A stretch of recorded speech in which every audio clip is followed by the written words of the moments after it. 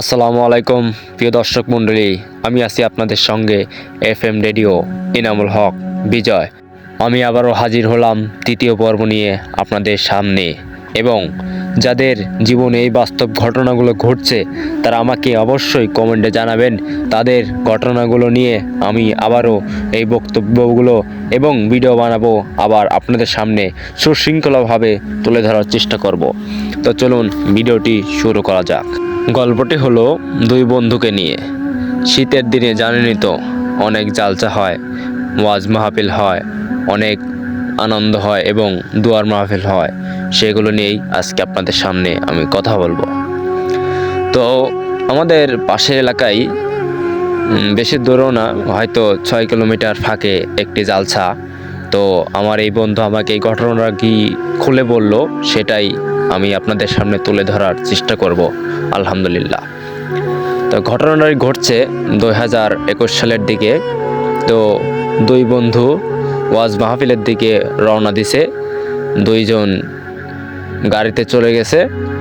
তো ঘোরাঘুরি করার পরে বাড়ি ফিরবে, অনেক মজা করছে, অনেক মাহফিল শুনছে, অনেক আনন্দ করছে। তো বাড়ি ফিরবে তখন রাত বেজে গেছে 12টার বেশি, প্রায় 12:30 কিংবা 45। তো একসঙ্গে ঘুরতে ঘুরতে এক বন্ধু বলে উঠলো, বন্ধু অনেক তো রাত হলো, চল এবার বাড়ি ফিরি। তো দ্বিতীয় বন্ধু বলল, চল বন্ধু বাড়ি ফিরি। অনেকক্ষণ দাঁড়িয়ে দাঁড়িয়ে একটি গাড়িও নেই, তখন কি করবে? তখন বাড়ি তো ফেরাই লাগবে, শীতের রাত, গায়ে একটা হালকা জ্যাকেট পরে আছে দুইজনেই, আর তেমন কি সুবিধা নেই কোনো জায়গা, আত্মস্বজন বাড়িও নয় যে গিয়ে উঠে ঘুমাবে। তখন চিন্তা নিল, মনে একটা সাহস জাগলো যে আমরা হেঁটেই রওনা দেব। তখন বিলের মাঝখান দিয়ে কোনো রাস্তা নেই, এমনি পায়ে হাঁটা একটা রাস্তা। শীতের মধ্যে ঠান্ডার ভিতরে দুই বন্ধু রওনা করলো জালসার দিক থেকে। বাড়ি ফিরবে বলে জালসার দিক থেকে রওনা হলো বাড়ির দিকে। তখনই এক বন্ধু মনে খটকা লাগলো আর ভয় পেয়ে উঠলো। তখন এক বন্ধু আরেক বন্ধুকে বলল, বন্ধু আমার এত রাতে যাওয়া কেমন যেন লাগছে, আমার গায়ের পশম দাঁড়িয়ে যাচ্ছে। তখন দ্বিতীয় বন্ধু সান্ত্বনা দিল, বন্ধু দেখ এসব ভয় টয় কিচ্ছু নেই দুনিয়াতে, এটা ভয় না করেই চল আমরা এখন এগিয়ে যাই, যা হবার হয়ে গেছে। তারপরেও বন্ধু আমার কেমন যেন লাগতেছে, আমার গা শিংড়ে শিংড়ে উঠতেছে। আমি আগেও শুনছি এই চকের মাঝখান দিয়ে নাকি অনেক ভয়ানক ঘটনা ঘটছে এবং আজ পর্যন্ত যারা এই দিক দিয়ে গেছে তাদের অনেক অসুবিধা হয়েছে এবং তারা অনেক বিপদে পড়ছে। তো দ্বিতীয় বন্ধু অনেক একটু সাহসী, তো মনে সাহস নিয়ে আসতে লাগলো, চল আমি আসি, কোনো সমস্যা নাই, আর একটা বিড়ি নে আর একটা গ্যাস লাইট নে। তো এক বন্ধু বিড়ি খায় আর তো আরেক বন্ধু খায় না।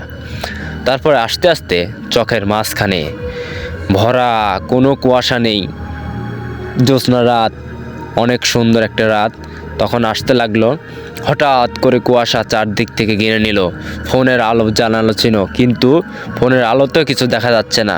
আপনি হয়তো 2 হাত বা 1 হাত আগে দেখবেন, সেটাও দেখা যাচ্ছে না। তো দুই বন্ধুর ভিতর যে ভয় পায় সে অনেক ভয় পেয়ে গেল এবং সে কাঁপতে থাকলো। শেষ পর্যায়ে কাঁপতে কাঁপতে সে বলল, বন্ধু আমার অনেক ভয় লাগতেছে, এমনকি চোখ দিয়ে পানিও বের হয়ে গেল। দ্বিতীয় পর্যায়ে দুইজন বাড়ির দিকে রওনা হবে, তখন দুইজনই ভুল লোকেশনে চলে যায়। একবার রওনা দেয় বিলের মাঝখানে যে পানি আছে, পানির ভিতরে চলে যায়। আবার ওখান থেকে ভয় পেয়ে আবার উঠতে থাকে, আবার আরেক দিকে রওনা দেয়। তো আর একদিকেও বাড়ি পায় না, তো আর একদিকে রওনা দিতে দিতে অন্য জায়গায় চলে যায়। এইরকম যখন ঘোরাঘুরি করতে করতে আরও 1 ঘন্টা পার হয়ে যায়, তখন রাত বেজে আসে প্রায় 2টি। তখন ভয়ে দুজনই আতঙ্কতে পড়ে যায় এবং কুয়াশায় এমন ঘিরে নেয়, তাদের ফোনের যে টর্চ লাইটটাও সেটাও 1 হাতের বেশি আর দেখা যায় না।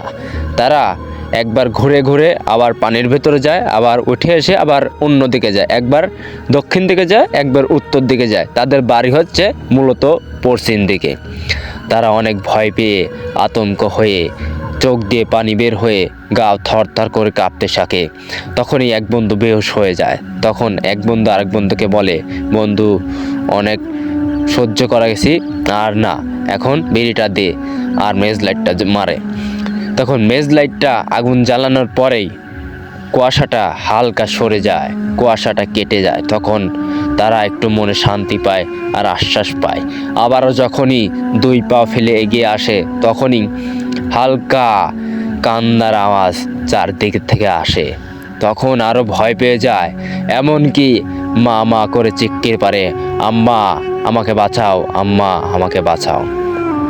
তখনই ছেলে দুইটি আবার ভয় পেয়ে যায়, আরও জোরে চিৎকারের আওয়াজ আসে, এমনকি ভুতুড়ে আওয়াজ, যা শুনলে আপনি অজ্ঞান হবেন এবং বেহুশ হয়ে পড়ে যেতে পারেন।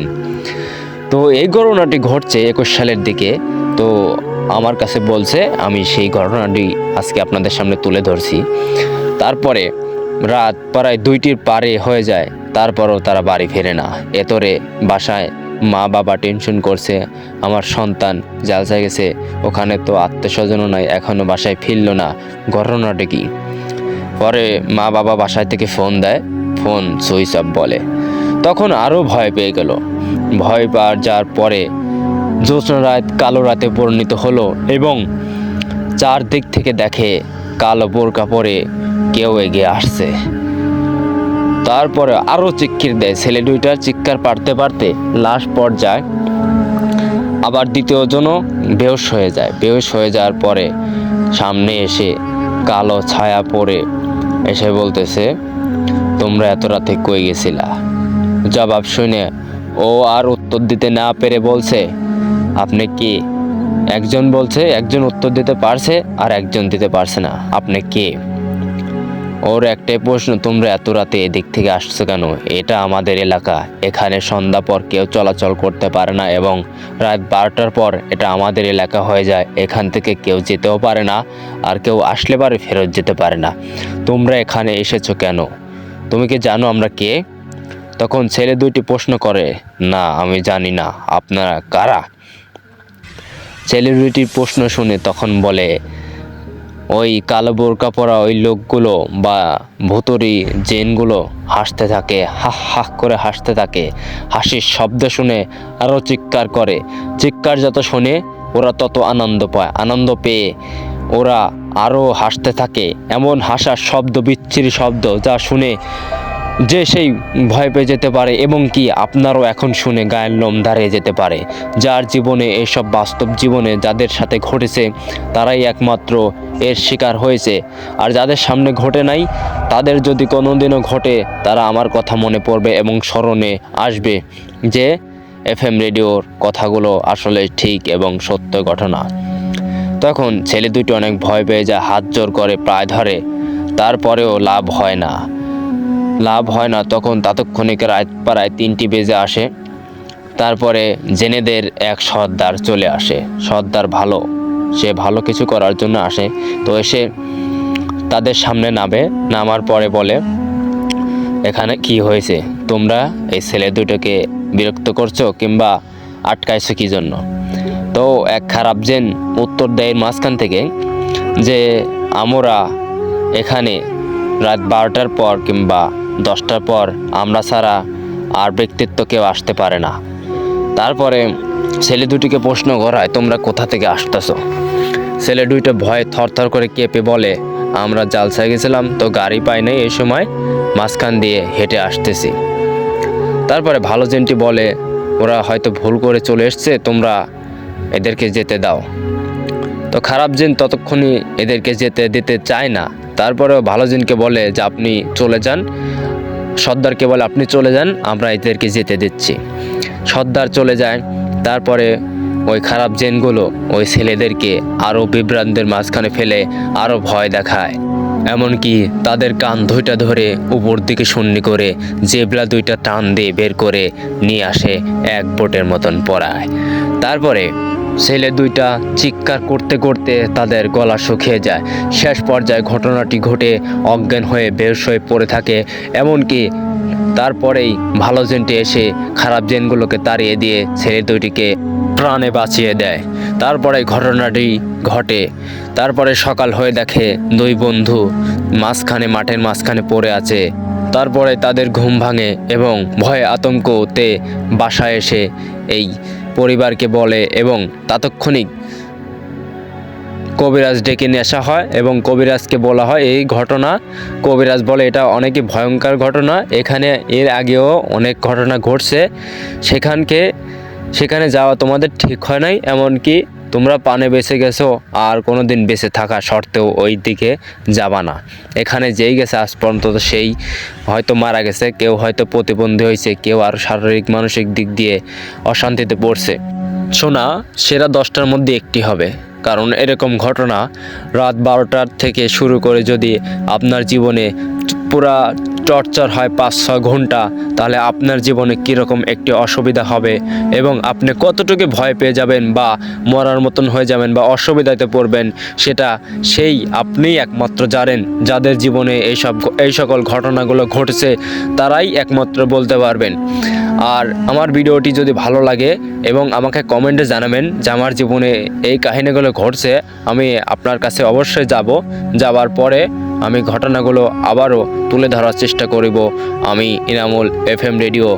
আসসালামু আলাইকুম, সবাই ভালো থাকবেন।